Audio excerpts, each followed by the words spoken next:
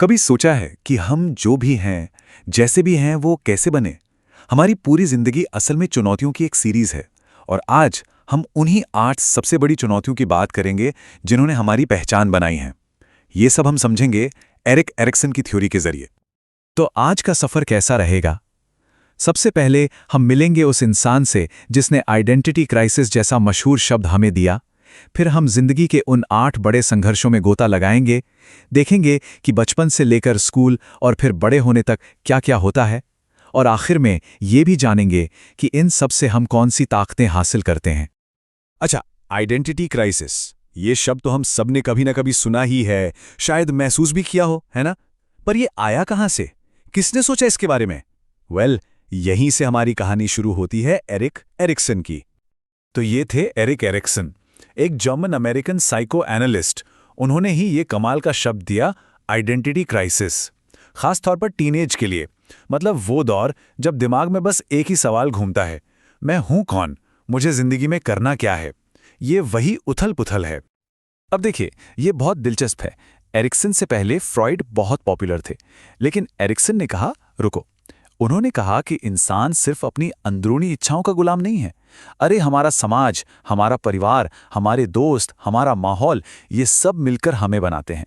मतलब फोकस सिर्फ साइकोसेक्सुअल नहीं बल्कि साइकोसोशल है, और वो भी पूरी जिंदगी। तो चलिए अब इस थ्योरी के दिल में उतरते हैं। आखिर ये 8 पड़ाव हैं क्या और ये काम कैसे करते हैं? एरिक्सन का आइडिया सिंपल था। उन्होंने हमारी पूरी जिंदगी को 8 स्टेज में बांट दिया और हर स्टेज पर हमारे सामने एक, कह सकते हैं, एक साइकोलॉजिकल कॉन्फ्लिक्ट, एक मनोवैज्ञानिक चुनौती खड़ी होती है। और इसका फार्मूला बड़ा सीधा है। देखिए, हर स्टेज पर एक संकट आता है। एक तरफ पॉजिटिव नतीजा है, दूसरी तरफ नेगेटिव। अगर हम इसे पॉजिटिव तरीके से सुलझा लेते हैं तो हम साइकोलॉजिकली और मजबूत हो जाते हैं, और इनाम में हमें मिलती है एक खास ताकत जिसे एरिक्सन ने वर्च्यू यानी सद्गुण कहा। ठीक है, तो सफर शुरू करते हैं। सबसे पहले देखते हैं जिंदगी के शुरुआती 3 पड़ाव। यही वो साल हैं जो हमारी पर्सनालिटी की नींव रखते हैं। तो स्टेज 1, विश्वास बनाम अविश्वास। ये हमारी जिंदगी की सबसे पहली और शायद सबसे बड़ी चुनौती है। ये जन्म से ही शुरू हो जाती है। एक छोटा बच्चा बस यही समझने की कोशिश कर रहा होता है कि क्या ये दुनिया सेफ है, क्या यहाँ उस पर भरोसा किया जा सकता है। और इसका नतीजा देखिए कितना सीधा है। अगर बच्चे की ज़रूरतें जैसे प्यार, देखभाल, खाना सब सही से पूरी होती हैं तो वो आशा नाम का गुण सीखता है। उसे लगता है कि दुनिया अच्छी जगह है। लेकिन सोचिए, अगर देखभाल ठीक से ना हो तो मन में अविश्वास बैठ जाता है, एक ऐसी असुरक्षा जो शायद जिंदगी भर पीछा ना छोड़े। ओके, अब आते हैं स्टेज 2 पर, स्वायत्तता बनाम शर्म और संदेह। ये वो उम्र है जब बच्चा कहता है नहीं, मैं खुद करूंगा। याद है, ये वही दौर है।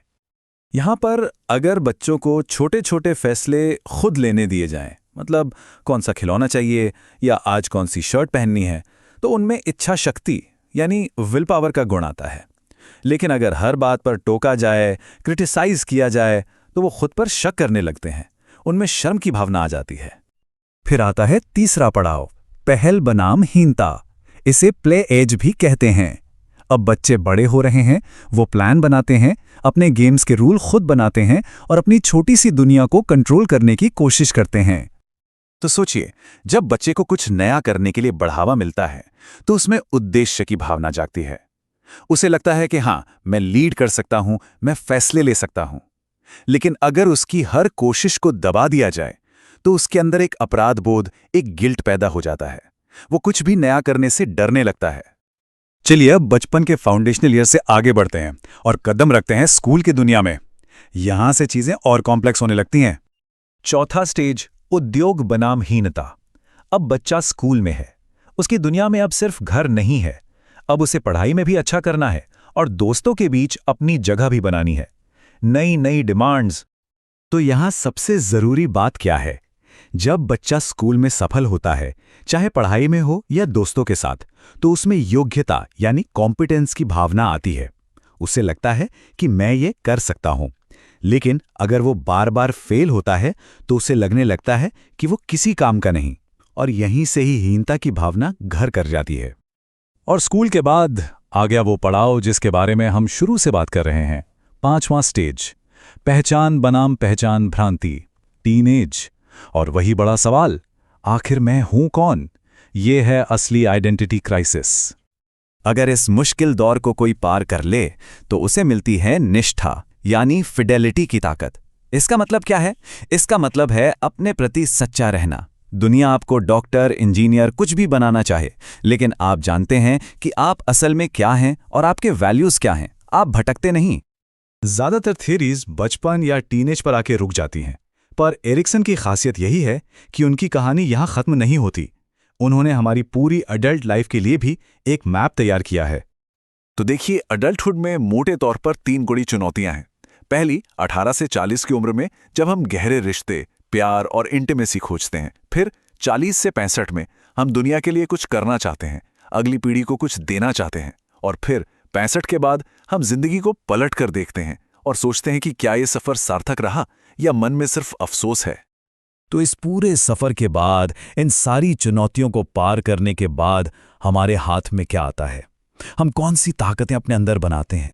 ये हैं वो 5 महान शक्तियां जो हम पहले 5 पड़ावों में हासिल करते हैं। होप यानी आशा, विल यानी इच्छा शक्ति, पर्पस यानी उद्देश्य, कॉम्पिटेंस यानी योग्यता और फिडेलिटी यानी निष्ठा। ये सिर्फ शब्द नहीं है, ये वो साइकोलॉजिकल टूलकिट है, वो नींव है जिस पर एक मजबूत इंसान खड़ा होता है। एरिक्सन की थ्योरी की सबसे खूबसूरत बात यही है। ये हमें बताती है कि हमारी पर्सनालिटी पत्थर की लकीर नहीं है। ये एक सफ़र है जो हर चुनौती के साथ हमें एक नया आकार देता है। तो अब सवाल ये है, और ये सोचने वाली बात है, कि आपकी ज़िंदगी की किस चुनौती ने आपको सबसे ज़्यादा बदला है, सबसे ज़्यादा बनाया है? आज हम एक ऐसे साइकोलॉजिकल सिद्धांत पर बात करने वाले हैं जो सिर्फ किताबों के लिए नहीं है। ये हमारी अपनी जिंदगी को समझने का एक तरह का नक्शा है। बिल्कुल, ये हमें बताता है कि हम जो हैं वो कैसे बने। जो एरिक्सन के मनोसामाजिक विकास के सिद्धांत को समझाती है। तो आज का हमारा मिशन यही है कि हम ये समझें कि हमारा व्यक्तित्व वो कैसे जन्म से लेकर बुढ़ापे तक विकसित होता है। और ये सिर्फ बचपन की कहानी नहीं है, यही इसकी सबसे दिलचस्प बात है। हाँ, तो आगे बढ़ने से पहले एक छोटा सा रोड मैप बना लेते हैं। जी। पहले तो ये समझना होगा कि एरिक्सन फ्रॉइड से अलग कैसे थे। हाँ, क्योंकि उनका नाम हमेशा साथ में लिया जाता है। फिर हम उनके सबसे फेमस आइडिया आइडेंटिटी क्राइसिस पर आएंगे। और अंत में हम जीवन के उन 8 पड़ावों से गुजरेंगे और देखेंगे कि हर पड़ाव पर हमें किस चुनौती का सामना करना पड़ता है। और हर चरण में एक संघर्ष है, एक द्वंद्व। अगर हम उसे सफलतापूर्वक पार कर लेते हैं तो हम एक सकारात्मक गुण विकसित करते हैं। और अगर नहीं कर पाए तो वो हमारे आगे के विकास पर भी असर डाल सकता है। तो चलिए इसे खोलते हैं। सबसे पहले फ्राइड का नाम तो सबने सुना है। एरिक्सन उनके काम से जुड़े तो थे, पर उनका फोकस अलग था। कहाँ? देखिए, ये सबसे जरूरी फर्क है। सिगमंड फ्राइड का ध्यान साइकोसेक्सुअल यानी मनोलैंगिक विकास पर था। मतलब हमारी अंदरूनी सहज प्रवृत्तियों पर। बिल्कुल। लेकिन एरिक्सन ने कहा नहीं, असली कहानी समाज में है। उन्होंने साइकोसोशल यानी मनोसामाजिक विकास पर जोर दिया। अच्छा। उनके लिए हमारा परिवार, हमारे दोस्त, हमारा कल्चर और जिस दौर में हम जी रहे हैं वो सब मिलकर हमें आकार देते हैं। तो ये सिर्फ अंदर की बात नहीं, बाहर की दुनिया के साथ हमारे रिश्तों की कहानी है। एकदम से। और शायद यहीं से उनका सबसे मशहूर कॉन्सेप्ट आता है, आइडेंटिटी क्राइसिस। बिल्कुल। एरिक्सन ने ये विचार अपनी 1963 की किताब चाइल्डहुड एंड सोसाइटी में दिया था।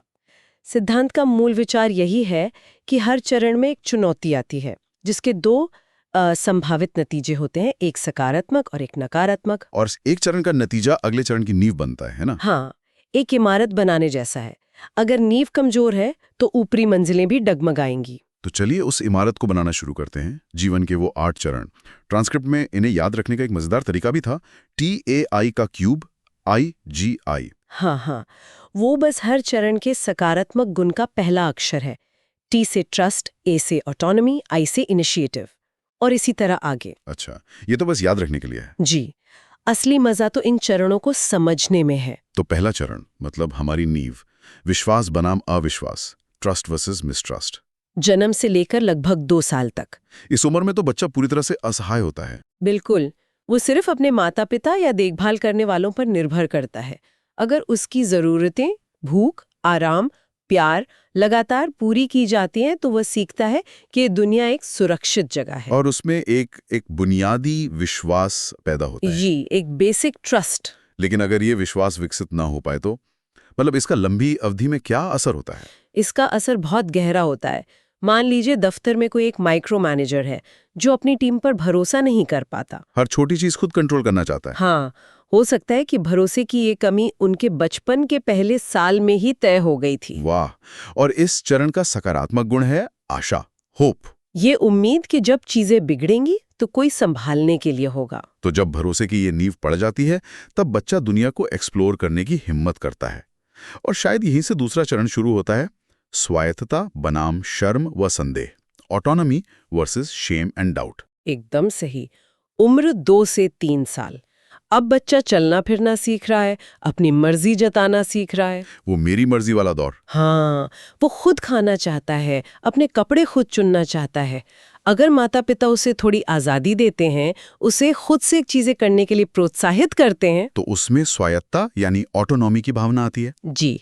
लेकिन अगर बच्चे को हर बात पर डांटा जाए या ज़रूरत से ज़्यादा कंट्रोल किया जाए, तो वो अपनी क्षमताओं पर शक करने लगता है। बिल्कुल, उसे लगता है कि मैं कुछ भी ठीक से नहीं कर सकता, और यहीं से शर्म और संदेह पैदा होता है। और इस चरण का सकारात्मक गुण है इच्छा शक्ति, विल। ये विश्वास कि मैं अपने शरीर और अपने कामों को नियंत्रित कर सकता हूँ। तो जब बच्चा अपनी इच्छा शक्ति महसूस कर लेता है तो उसका अगला कदम होता है उस इच्छा को दुनिया में इस्तेमाल करना।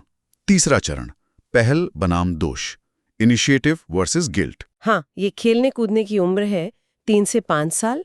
बच्चे कल्पना की दुनिया में जीते हैं।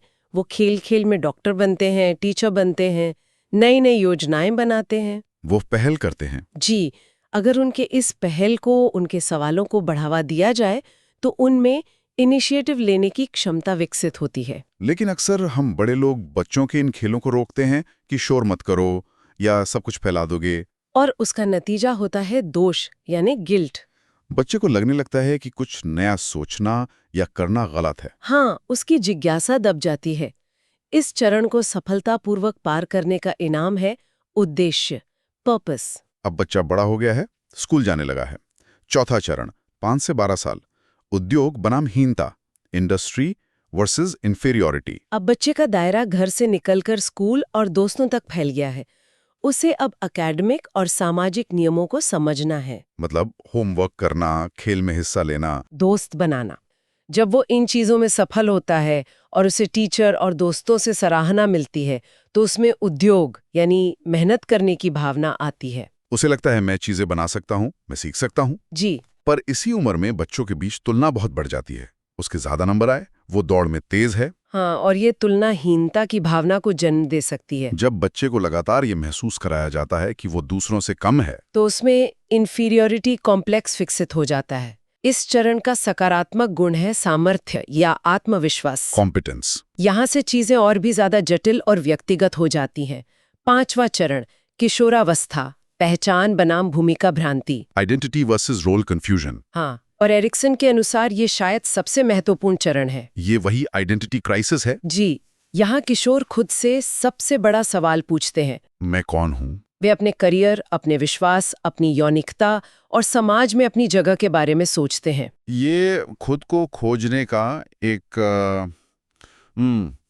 तूफानी दौर होता है। बिल्कुल, वे अलग अलग भूमिकाएं आजमाते हैं, कभी संगीतकार, कभी खिलाड़ी, कभी विद्रोही। पर आज के ज़माने में जहाँ सोशल मीडिया पर हर कोई अपनी एक परफेक्ट पहचान दिखा रहा है, क्या ये पहचान का संकट पहले से कहीं ज़्यादा मुश्किल हो गया है? निश्चित रूप से ये एक बहुत बड़ा दबाव है। कैसे? पहले किशोर अपनी तुलना सिर्फ अपने स्कूल या मोहल्ले के लोगों से करते हैं। आज वे अपनी तुलना दुनिया भर के लाखों लोगों की एडिट की हुई, फिल्टर की हुई जिंदगी से करते हैं। अच्छा, तो इससे रोल कंफ्यूजन और गहरा हो जाता है। बहुत ज्यादा। उन्हें समझ नहीं आता कि उनकी असली पहचान क्या है और सोशल मीडिया पर दिखाई जाने वाली पहचान क्या है। इस संकट से सफलतापूर्वक निकलने पर जो गुण मिलता है वो है निष्ठा, फिडेलिटी। अपनी बनाई हुई पहचान के प्रति सच्चा रहना। जी, एक बार जब किसी को ये पता चल जाए कि मैं कौन हूं, तो अगला कदम होता है उस मैं को किसी और के साथ साझा करना। छठा चरण, घनिष्ठता बनाम अलगाव, इंटीमेसी वर्सेस आइसोलेशन। बिल्कुल। 18 से 40 साल की उम्र, इस चरण में युवा वयस्क गहरे और स्थायी रिश्ते बनाने की कोशिश करते हैं। चाहे वो रोमांटिक पार्टनरशिप हो या गहरी दोस्ती। हाँ, अगर उनकी पहचान मजबूत है तो वे किसी और के साथ पूरी तरह से जुड़ने का जोखिम उठा सकते हैं। इसे ही घनिष्ठता या इंटिमेसी कहते हैं। और अगर वैसा नहीं कर पाते? आज के दौर में जहां रिश्ते ज्यादा अस्थायी लगते हैं, अलगाव का खतरा कितना बड़ा है? ये खतरा बहुत बड़ा है। अगर व्यक्ति अपनी पहचान को लेकर ही कंफ्यूज्ड है तो वो किसी और के साथ कैसे जुड़ेगा? उसे डर लगता है कि रिश्ते में वो खुद को खो देगा। और नतीजा होता है अकेलापन और सामाजिक अलगाव। आइसोलेशन। जी। इसके बाद आता है मध्य जीवन, 7वां चरण, 40 से 65 वर्ष। जेनरेटिविटी बनाम ठहराव। जेनरेटिविटी वर्सेस स्टैग्नेशन। इसका सीधा सा मतलब है अगली पीढ़ी के लिए कुछ करना। मतलब है समाज में योगदान देना, अपने काम के जरिए कुछ ऐसा बनाना जो आपके बाद भी रहे, या युवा लोगों को मेंटोर करना। अच्छा, मतलब मैं से आगे बढ़कर हम के बारे में सोचना। एकदम सही। आप दुनिया में अपनी एक छाप छोड़ना चाहते हैं। और अगर कोई ऐसा महसूस ना करे तो, जिसे हम अक्सर मिड लाइफ क्राइसिस कहते हैं, क्या वो एक तरह का ठहराव है? हाँ, काफी हद तक। ठहराव यानी स्टैग्नेशन का मतलब है जब व्यक्ति को लगता है कि उसका जीवन रुक गया है, वो सिर्फ अपनी जरूरतों पर केंद्रित हो जाता है। उसे लगता है कि उसने समाज के लिए कुछ भी सार्थक नहीं किया है। जी, उसका जीवन खाली खाली लगने लगता है। और फिर हम पहुंचते हैं जीवन के अंतिम पड़ाव पर। 8वां चरण, 65 वर्ष और उससे अधिक। संपूर्णता बनाम निराशा। Ego integrity versus despair. ये जीवन का लेखा जोखा करने का समय है। व्यक्ति पीछे मुड़कर अपने पूरे जीवन को देखता है। अगर उसे लगता है कि उसने एक अच्छा सार्थक जीवन जिया है, अपनी सफलताओं और असफलताओं को स्वीकार करता है, और उसे ज्यादा पछतावा नहीं है, तो उसमें संपूर्णता यानी ईगो इंटेग्रिटी का भाव आता है, एक तरह की शांति। लेकिन इसका दूसरा पहलू, निराशा, वो थोड़ा डरावना लगता है। हाँ, अगर व्यक्ति को लगता है कि उसने अपना जीवन व्यर्थ गवा दिया, मौके चूक गए और गलतियां की जिन्हें अब सुधारा नहीं जा सकता, तो वो निराशा और कड़वाहट से भर जाता है। उसे मौत से डर लगता है क्योंकि उसे लगता है कि उसे दूसरा मौका नहीं मिलेगा। तो ये थी जन्म से मृत्यु तक हमारे मनोवैज्ञानिक विकास की यात्रा।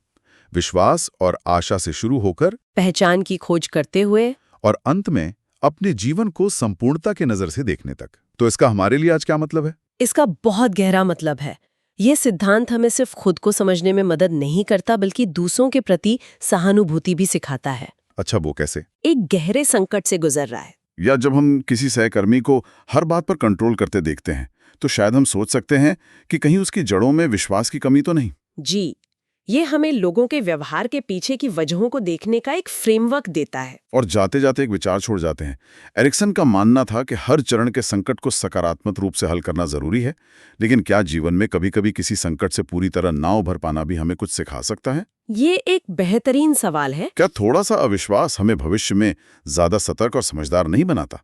या थोड़ी सी शर्म हमें सामाजिक रूप से अधिक विनम्र और जागरूक नहीं करती? शायद हर चरण का आदर्श समाधान एक संतुलन में है, न कि किसी एक ध्रुव पर पूरी तरह से जीत हासिल करने में। इस पर सोचिएगा।